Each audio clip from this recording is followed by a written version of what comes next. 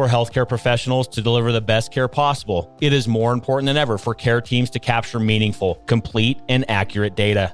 Our next guest has been valiantly leading the charge to ensure digital empathy is at the forefront of critical communication gaps in the healthcare industry. Eric Gombrich, CEO of Ticket Health, joins us to discuss his storied journey in moving healthcare technology innovation forward, how and why his organization came to be, and the inspiring results his company's technology delivers. Additionally, Eric shares the significant need for his technology to aid in the well-being of adolescent students because of the pandemic and how you and your network can get involved in the Ticket Health mission. Join us as we discuss the power of digital empathy and its positive and needed impact in our communities. Let's go.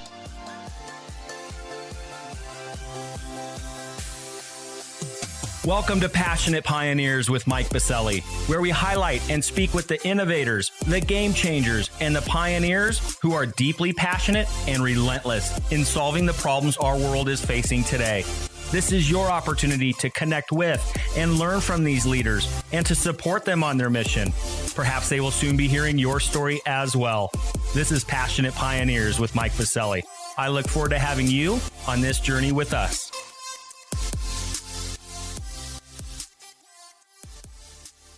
Eric, welcome to our podcast. I'm so excited to have you as a guest today. It's an honor. I really appreciate the opportunity. Well, Eric, I'm grateful to have this conversation with you today, given your important work in building digital tools that engender greater trust with individuals that enable them to disclose maximum information with greater honesty. But before we dive into this important mission and work with your company at Ticket Health, a bit of housekeeping. While listening to any of our episodes, please take a moment to subscribe to the podcast so you will automatically receive episode updates in your podcast player. Simply search Passionate Pioneers with Mike Biselli in Apple Podcasts, Spotify, or wherever you listen to your podcasts. And lastly, please visit the bottom of the episode notes to connect with me on LinkedIn, Twitter, and Clubhouse in order to further the conversations occurring on this podcast. All right, Eric, it's almost time for our community to learn how Ticket Health is elevating organizational performance by harnessing the power of digital empathy. But first, I'm going to randomly select a question so we can get to know you here. What is one thing that you love to do outside of your work at Ticket Health and moving healthcare innovation forward? I do know you live up north. I know it's a beautiful country where you're at, but what is one thing you love to do outside of work? Oh, well, I don't know if I could narrow it down to one thing in the context that you're thinking of, Mike. Probably the biggest thing is actually traveling with my family, not related to work. The opportunity to go meet other people, experience other cultures, things along those lines without the overhead of having work in the back of my mind is something I absolutely love doing. I'm right there with you, and it is kind of hard to do that in a pandemic, obviously. Yep. So with that, then, let me ask a secondary question. Where has been the favorite place you've ever visited with your family, if you can narrow it down? Yeah, that one's pretty easy for me. I'm a huge lover of New Zealand. I've absolutely fallen in love with the country, been there a few times now, and I can't wait to get back. It's high on my list. My grandmother said that that is her favorite place on earth. I've never been down there. I've been all over the world. I've been very fortunate as well to be able to travel and see a lot of things, but that is one spot. I think it might have to happen pretty quickly after the pandemic and we can start safely traveling again. Because like I said, I've heard nothing but great things about New Zealand. Yeah, it's fantastic. My wife had a great description of it. She said it's like compressing San Diego up to Anchorage in a space the size of California. And so you get everything. You get from glaciers to warm beaches and everything in between. And I think it's a great description of it. And the people are just phenomenal as well. That's what I've heard as well. I've heard the people are just incredible. And I've never heard New Zealand described that way. That is a great description. Again, cannot wait to get back out there, travel around the world. New Zealand, high on the list. So thank you for sharing that, Eric. I do appreciate it. And I'm looking forward to discussing how you and your team are harnessing this power of digital empathy after we get back from thanking our community champion sponsor. With rising burnout, malpractice, digital and personal risks, clinicians face greater than $1 million liability. And in today's climate, busy frontline healthcare workers don't have the capacity to attend to these risky blind spots. But the AdaptTrack team is bringing hope and solutions to the healthcare industry. AdaptTrack's mission is to help clinicians and their practice teams work and live better. AdaptTrack's 30-second nudges unlock Category 1 continuing medical education credits, along with insurance savings while meeting the busy clinician where they are. On Clubhouse, during weekend nature walks, through Olive Helps, from this podcast, and over 3,000 additional work-life moments. To learn more about AdaptTrack and how you can engage in active learning that drives a 5x plus ROI, a 30x time savings, and an experienced clinicians will love, head over to adapttrack.com or visit the top of the episode notes and click on their link. We are back with Eric Gombrich, CEO of Ticket Health. And Eric, we have a lot to discuss today. I'm fascinated around this topic and this notion that you guys have all over the place online and your mission that you mentioned about Ticket Health, this notion of harnessing the power of digital empathy. But before we go there and really dive into what that means, how it's positively impacting the industry and our communities around the country and around the world, I want to go back a bit and have you take our community on a journey. You've had an absolute storied career in health technology innovation. You've been there, you've done that, you've bought the t-shirt, maybe a few of them. You've been there along the way. You've seen a lot. I'm a big fan of yours. Give us a little bit of the history lesson and then take us into how you discovered Ticket Health, how were you brought into the Ticket Health journey? And then from there, we'll talk about what you guys are working on today, where you see things heading tomorrow, and then, of course, how we can be helping you out. But before we go there, give us a little bit of that backdrop, Eric, on how you got to where you are as the CEO of Ticket Health. Thanks, Mike. I don't know that I had much of a choice, quite honestly. I was raised by an entrepreneur who was one of the early pioneers in health technology. First head of sales and marketing at Medtronic, co-founder of St. Jude Medical.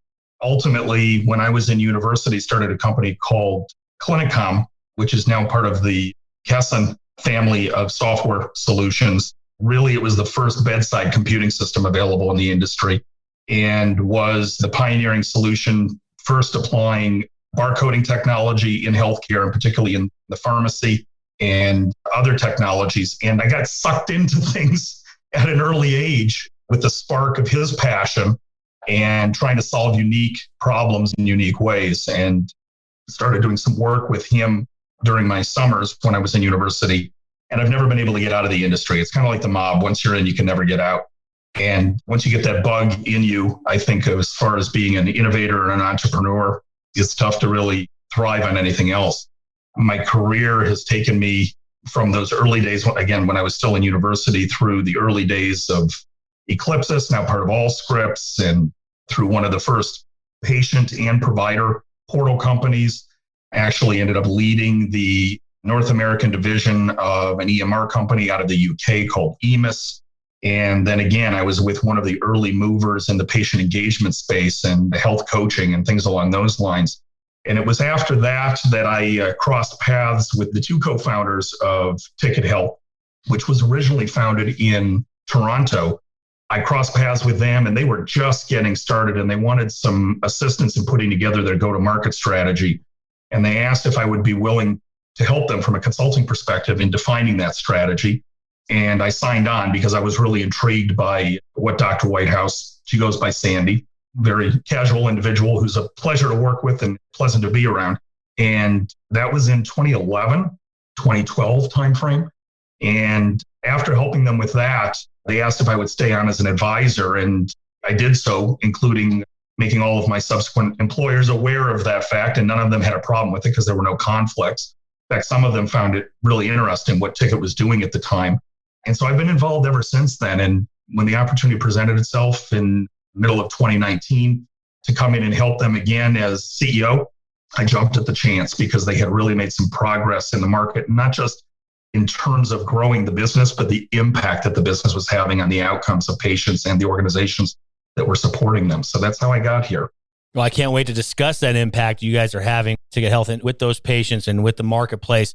There's a lot happening in your camp, but I do want to ask a couple questions around that story career that you just briefly shared with us in the community. What were some of the biggest things that you've seen along the way that were just so awe-inspiring to you, right? I mean, you've seen a lot through that journey. A lot has happened, especially now in the past 5 years, a lot has happened in health technology. But what were some of those seminal moments in your career that you can share with our community that you said, man, this is the place to be? Health technology truly has an opportunity to move healthcare forward. What were some of those pit stops along the way that really kept you fired up? One of the things I think, Mike, that's always kept me fired up is the understanding, or from my perspective, the clarity and the potential. There's so many ways that we can improve the way that we deliver care. And the opportunity, again, being with innovative early stage companies to work with like-minded early stage innovative healthcare providers and or potentially payers or integrated systems gave me the real opportunity to see how they think. And there's a real difference between those that are thinking on the leading edge as innovators and those that are in the mainstream, if you will. And the opportunity to work with some of those organizations that are on the leading edge, and it's not just in the United States, but on a global basis, and to be able to see what can happen when you restructure things, the way we do care. And I'm not even talking about it at a clinical level. I'm talking about it at a business process level, whether it's the way that we remunerate the institutions or the providers, the physicians, for the services that they provide, or what we measure and then how we measure it as far as outcomes. Those type of things, when you get them aligned, you have tremendous impact potential. And seeing that happen in tiny little segments, again, around the world that my travels have led me to, is fascinating. And the idea of bringing some of these ideas back to other countries as you cross borders. As you mentioned, I live in Canada, originally an American, of course, but living in Canada now, I get to see things through a lens that most Americans are not familiar with. And that is really, how does a socialized healthcare system work? And there's some really good things here. There's some things that are challenging, of course. And one of the things that I find fascinating about this is the US and Canada, in a certain context, are almost mirror images of one another. Canada could really benefit from some of the things in the United States, and the United States could really benefit from some of the things in Canada. And finding organizations that are willing to go out on a limb and take that leadership position is something that is really energizing on a perpetual basis. A good example of that, I think, and give you a concrete example, is what we've seen over the last several years, successes and failures, granted, in the ACO model in the United States and value-based or outcomes-based remuneration. And these are sentiments or concepts that already exist in the rest of the world, and they're having a pretty profound effect. And if we can just get ourselves aligned in the US around these concepts, I think we're going to be able to have a substantial impact on not only the quality of care, but the cost effectiveness of that care and the ability to access care for those that are not necessarily having easy access as it is today. Well, thank you for sharing that, Eric. And you're right. There's been so much that has happened over the years, and to be at the table, to watch it, to influence it, and to be part of the journey and so many different systems, right? As you mentioned, there's a lot happening in Canada versus America. There's a lot of things happening around the world. For instance, look at the emerging market happening in India. I mean, just fascinating what's happening over there. So to be able to be there at the forefront and be at those tables, I'm sure it feels like such a privilege. I know it is for me, and it's something that I take very seriously, and it's a great honor as I continue my pursuit to move healthcare and innovation forward. So thank you for sharing a little bit of that backdrop, Eric. Now let's talk about Ticket Health. Like you mentioned, you've been there as an advisor, and now you're the CEO. You've been with the team and alongside and working with the team for a number of years, now as CEO, as I mentioned. But I'm really fascinated around this topic of digital empathy. So maybe you can tell us what Ticket Health is and what is digital empathy. Why is that important? Why is it important now? And of course, where is that going to take us into the future? But maybe we'll start with that elevator pitch, which I know you have down pat. What is Ticket Health? Yeah, so it goes back to Sandy, Dr. Whitehouse's background as a pediatrician, and her realizing that as a frontline practicing physician, even when she was running the emergency room at the Children's Hospital in Vancouver, getting information and communicating with her patients was a real challenge. And as she spoke to many of her colleagues, even outside of pediatrics, they all expressed the same sentiment. So she started working on, is there a better way to communicate with patients? And in particular, is there a better way to get information from them that wouldn't be as stigmatizing or threatening and would allow us to get more accurate information? And that's really what Ticket is all about. And the way we do it is what we call digital empathy, as you've alluded to. And it's really the presence of mind amongst an institution or even an individual in recognizing that when you ask somebody a question, well, it's obviously critical that you want to get the answer to the question. The way you ask the question is critically important. And it's something that we overlook, not just in healthcare, we do it universally. And a good example of this, I think, is one that was mentioned to me during a presentation a few weeks ago, there was a woman in the group that we were presenting to who, after we started to talk about this and then showed some of the solutions that we had, said, this just resonates with me perfectly. I had an appointment with a physician last week, first time I'd ever met the physician. And within the first 3 minutes of the encounter, I was asked, what is your sex life like? And I shut down. She recognized that what we were talking about in the context of digital empathy would have addressed this in being a little more sensitive and empathetic to the way we ask that question. And we don't do that today. We have doctors fire questions, or nurses or MOAs or administrators, whatever, firing questions at patients. And in many cases, completely dismissing the answers they're giving us because we know they're not going to be honest. So why are we even bothering asking the questions to begin with?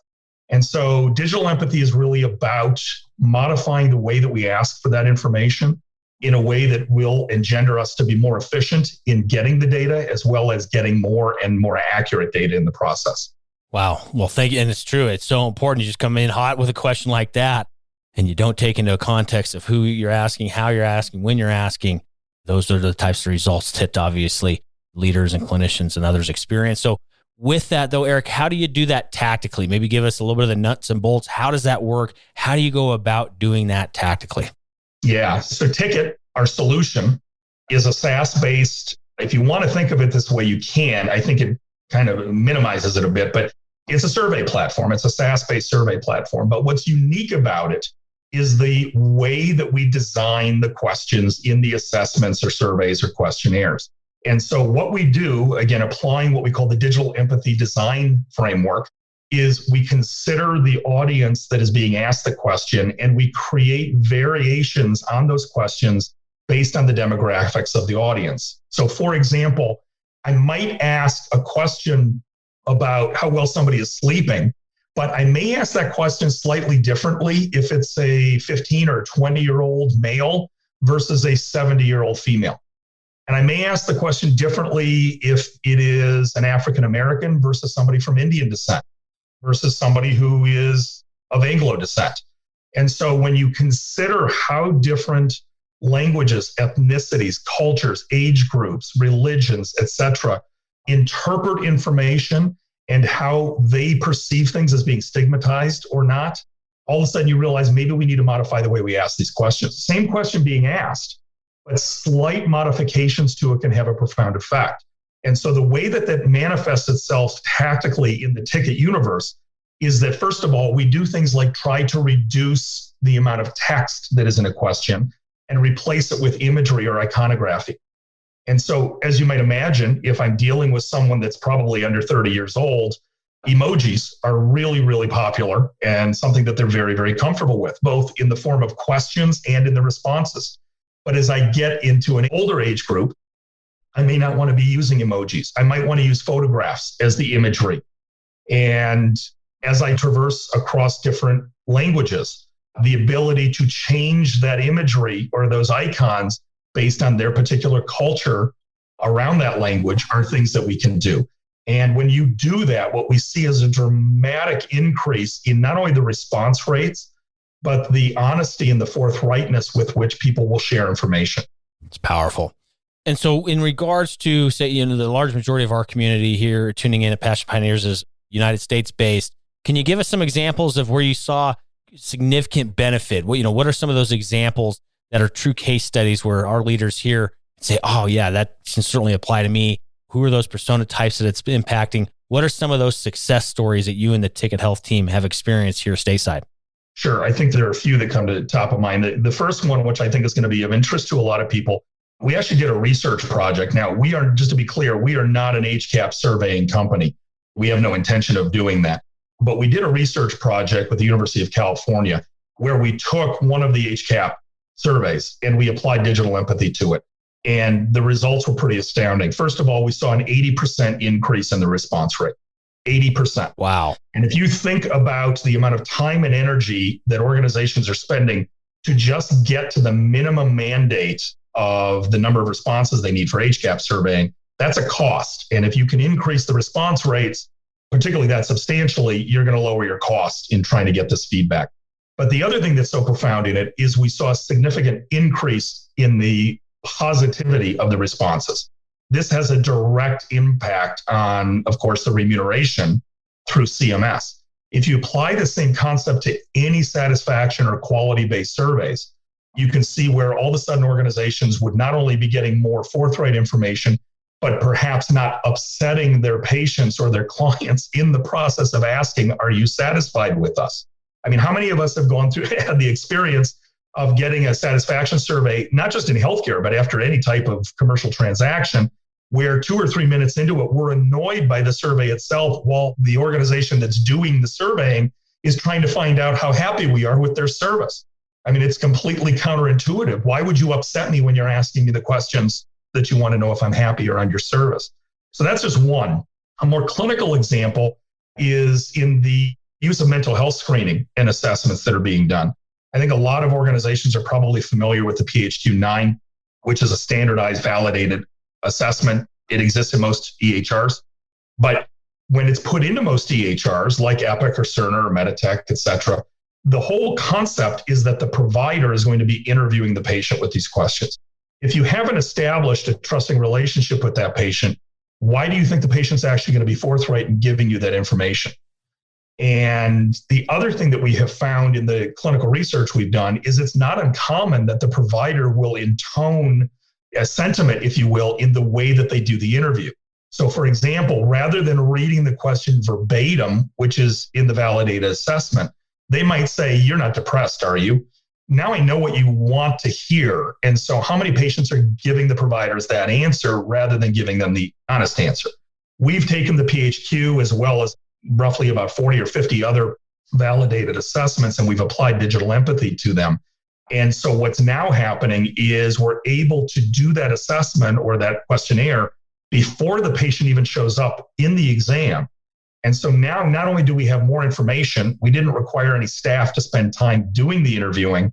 And as the provider walks into the exam room, they already have the answers. So they're better equipped to provide clinical interventions and feedback to the patient during that encounter, which shortens the encounter and results in better outcomes.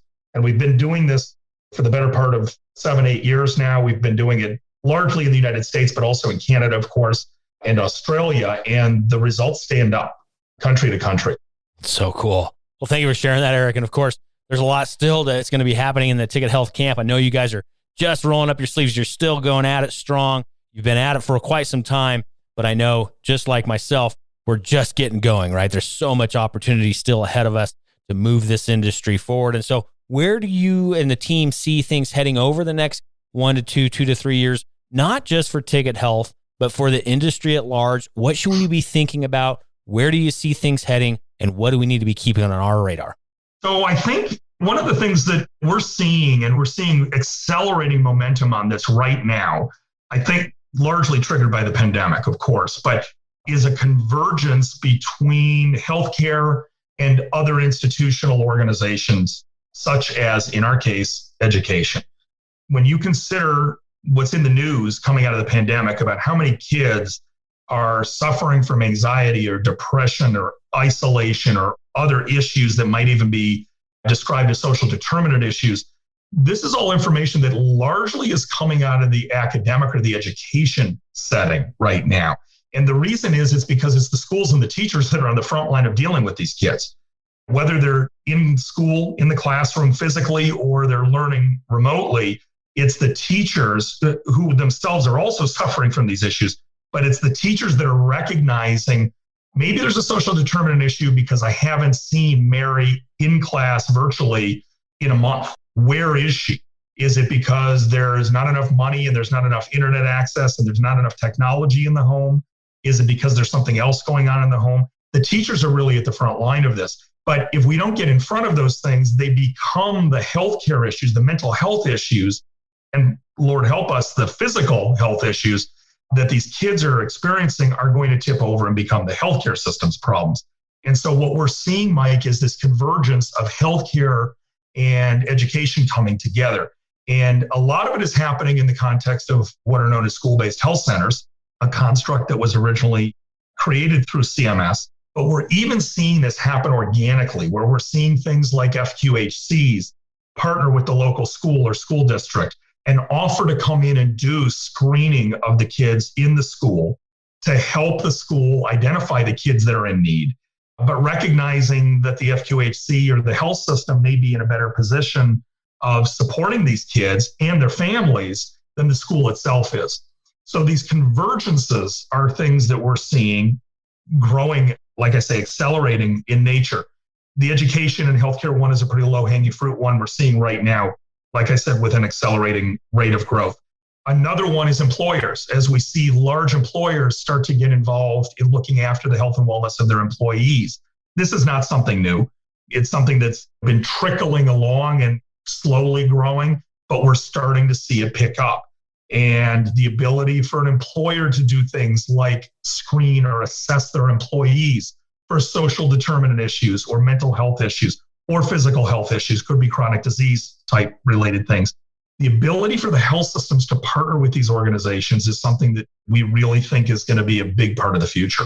That's incredibly important as well. And I couldn't agree more with you, Eric. There is so much need right now in the education space. Just look at what the pandemic has laid bare. It has absolutely shown us where the inequities are, where the needs are, how vitally important that social construct is for our young people in society and what the education environment means to them on so many different levels. And so do you see the technology going right directly into the hands of people at the schools? Like, how do you see that also tactically in the future rolling out? I hear you, it's important, but how are you guys going to go about that?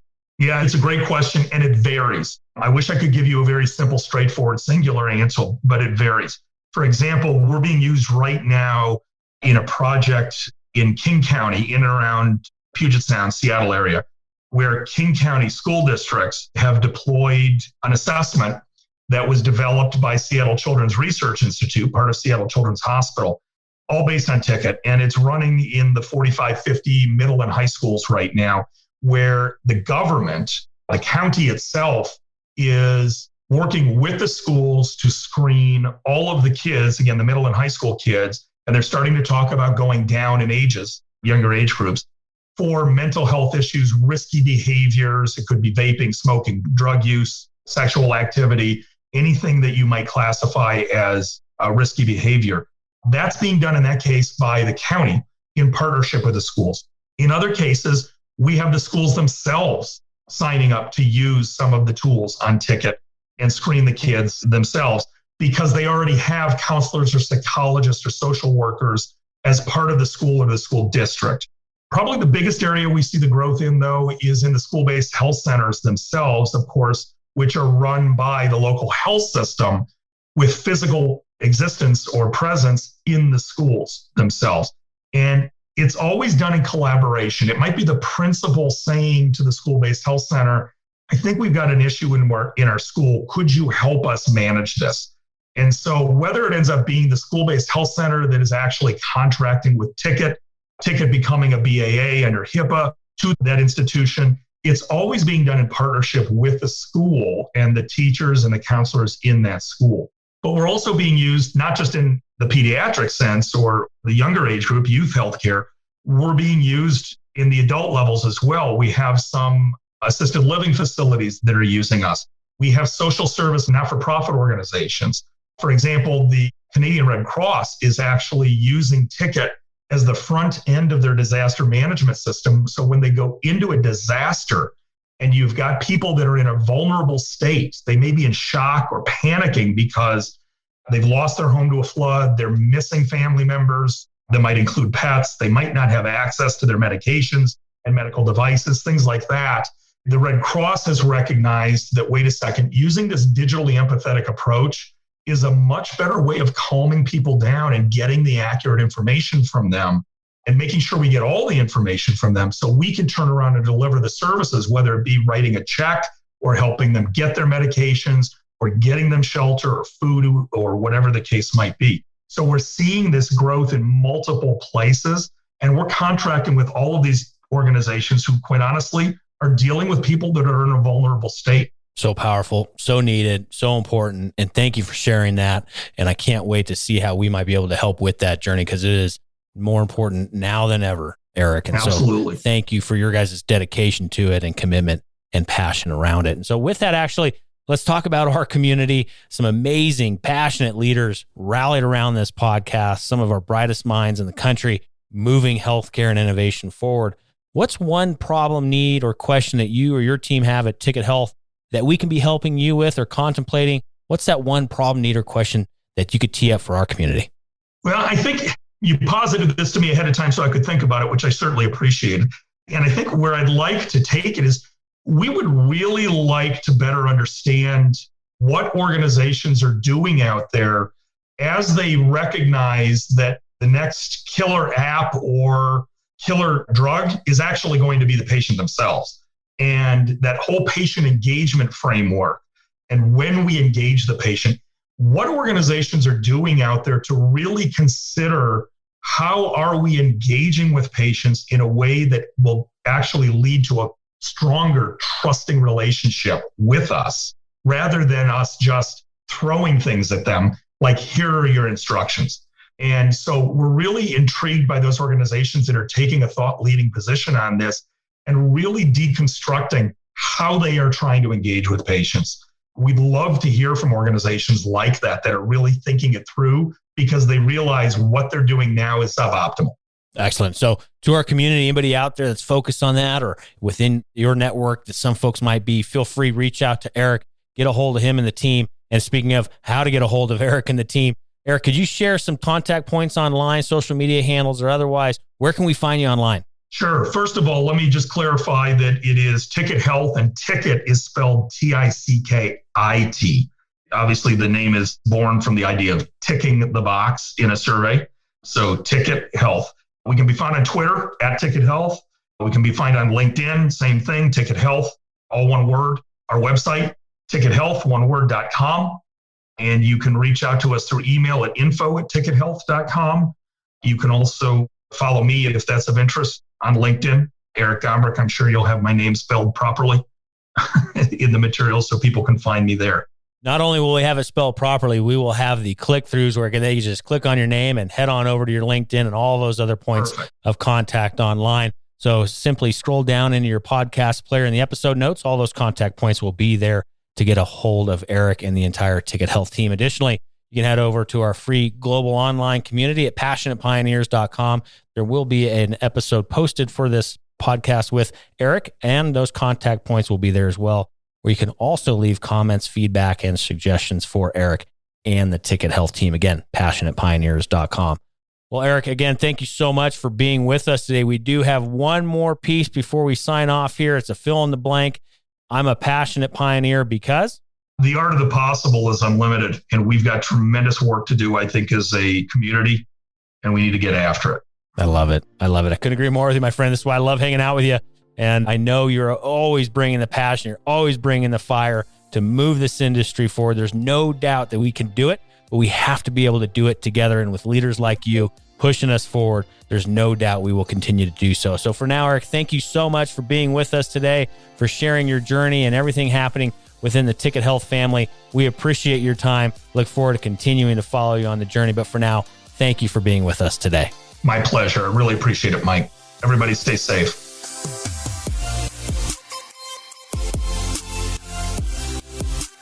Thank you for joining us today on Passionate Pioneers with Mike Biselli. We'd love to hear your feedback about the podcast so we can continue to improve this community and to further support the pioneers being featured. Lastly, please take a moment to subscribe to the podcast and invite your friends and colleagues to join us. This is Passionate Pioneers with Mike Biselli. I look forward to having you back with us during our next episode.